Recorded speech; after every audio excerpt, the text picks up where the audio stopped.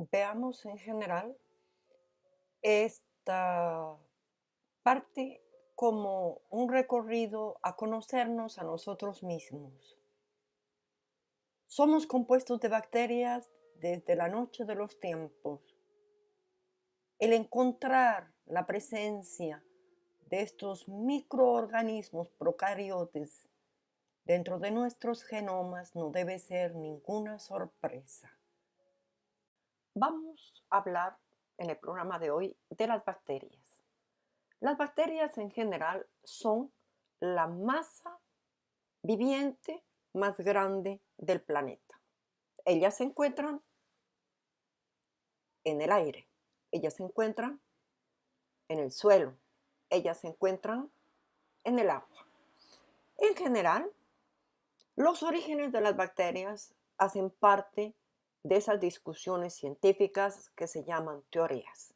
Y dentro de las numerosas teorías existen muy variadas hasta llegar a la panspermia, de la que hablaremos en un programa más adelante. Ahora, existen dos tipos principales de bacterias, las autótrofas y las heterótrofas.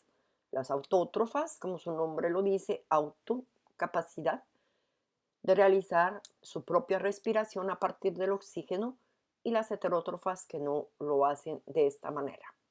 Ahora, fundamentalmente, en el tiempo se dice que las primeras bacterias que existieron son las de sulfovibrio, que son bacterias con capacidad de tomar de los distintos óxidos del azufre, monóxido de azufre, dióxido de azufre, parte de su metabolismo.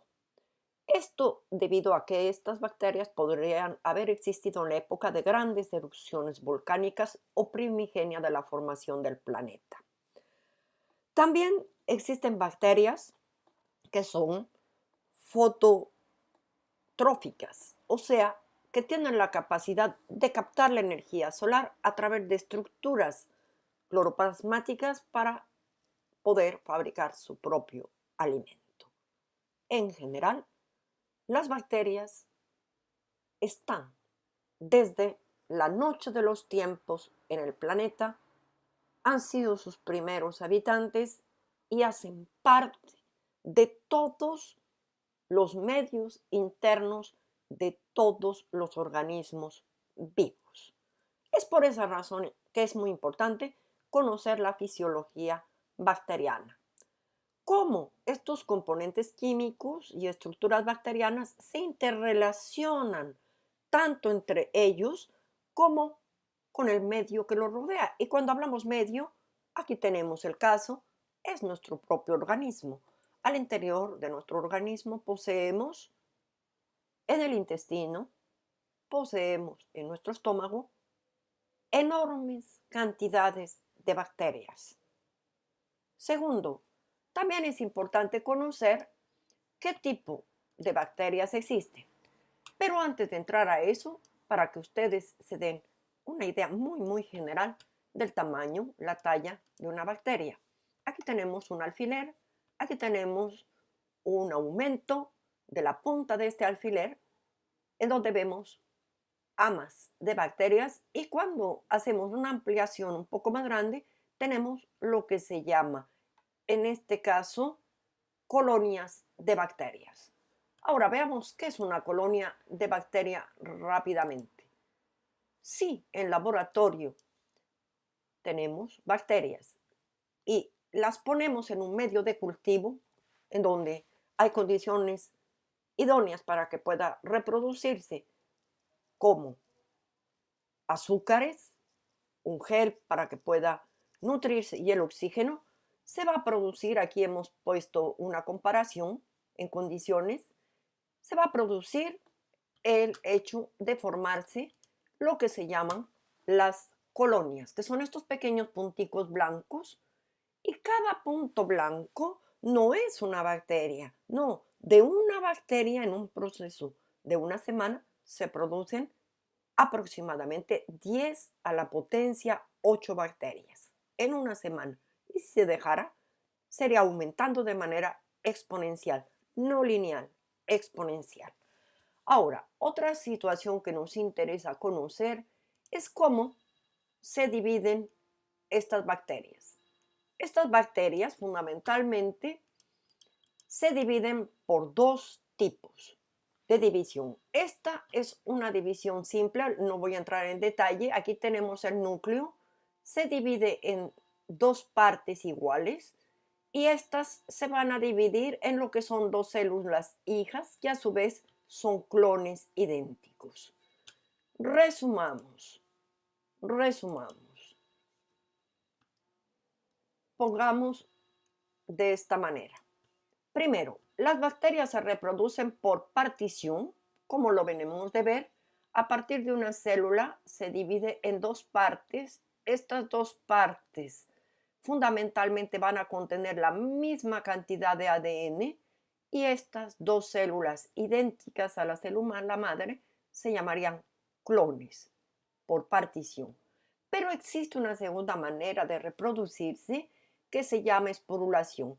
Y esto se da cuando la célula bacteriana tiene estrés, está urgida, si se quiere, a encontrar mecanismos de sobrevivencia. En este caso, se produce una espora en la célula y bacteriana y se van a producir una división en donde una parte de la célula no es idéntica a la célula madre. Es una parte que va a tener mutaciones y en general de esta manera las bacterias evolucionan por esporulación. Ahora vamos a hablar de clases de bacterias. Tenemos los coccus que son redondos, diplococcus que son una especie de esferas unidas, los streptococos como rosarios de perlas, los staphylococcus que son sobre todo como grapas, como de uvas, como ramilletes de uvas. Aquí tenemos las arcinas que son como edificios de coccus y tenemos los bacilos. De ahí viene el nombre griego de lo que son bacterias, bastones. Y estos son bacilos, esta forma. Tenemos bacilos con unas estructuras para desplazamiento o flagelos y en este caso estos hacen parte de las bacterias más patógenas, o sea que producen enfermedades. Tenemos bacterias acuáticas que tienen flagelos para desplazamiento que son los fibriones, espiroquetas y espirilos. Pero para que quede un poquito más claro, en general vamos a decir que esta situación se clasifica para que a ustedes no se trata de una clase, pero que lo sepan en general cómo se forman las agrupaciones bacterianas. Los coccus son sencillos, los diplococcus están en un solo plano y son dos esferas unidas, los streptococcus son coccus en cadenas. Si la división se da a lo largo de dos planos, se llama micrococcus, a lo largo de tres planos, sarcina, y coccus en racimos es fundamentalmente como vemos en planos irregulares. De esta manera, podemos decir que hemos abordado los aspectos fisiológicos generales de lo que son las bacterias.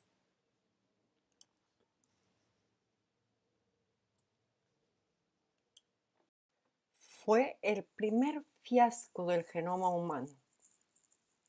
En general, uno de los más chocantes, la presencia de docenas de genes bacterianos intercalados entre los propiamente humanos y fundamentalmente 15 años después de aquella encendida polémica, un análisis que se beneficia de los grandes avances de la genómica demuestra por encima de toda duda que nuestro ADN contiene 145 genes de origen microbiano. Repito, 145 genes de origen microbiano, lo que da aproximadamente entre 15 a 20%. Y son muy importantes. Comencemos mostrando primero el trabajo de Aleister Cripps y sus colegas de la Universidad de Cambridge. Y no se limita al ADN humano. No, él hace análisis con los genomas de 9 especies de primates. Me he permitido tomar solamente algunos de ellos.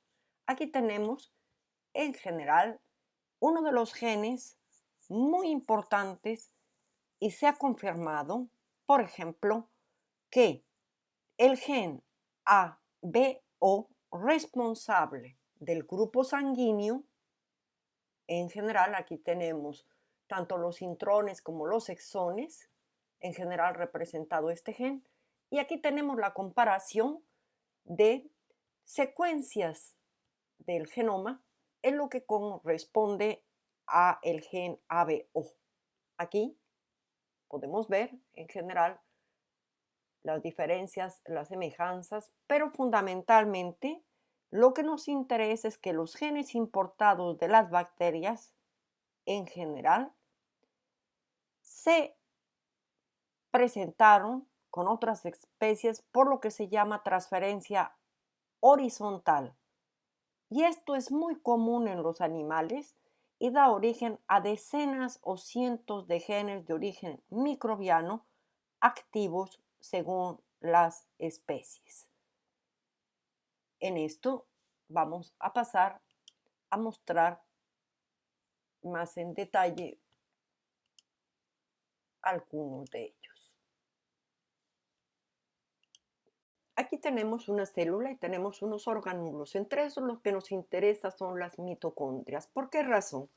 Puesto que se ha encontrado con estudios recientes que las mitocondrias, al hacer un análisis genómico de ellas, tienen como parientes cercanos a las bacterias. Ahora, aquí vemos nosotros una foto en microscopía electrónica de contraste de las mitocondrias y sus repliegues al interior, en donde se dan reacciones de oxidorreducción muy importantes, que no vamos a hablar en detalle, simplemente para que ustedes lo sepan a título de información. Al interior de estas estructuras, las mitocondrias, se producen reacciones complejas, en donde, en general, para que ellas se produzcan, se tiene que tener la glucosa, se tienen que tener ácidos grasos o aminoácidos como base de este ciclo que se llama el ciclo de Krebs y que produce como resultado final moléculas de ATP, que son las moléculas encargadas de guardar la energía para que la célula trabaje y, en resumen, los seres vivos podamos mantenernos en vida.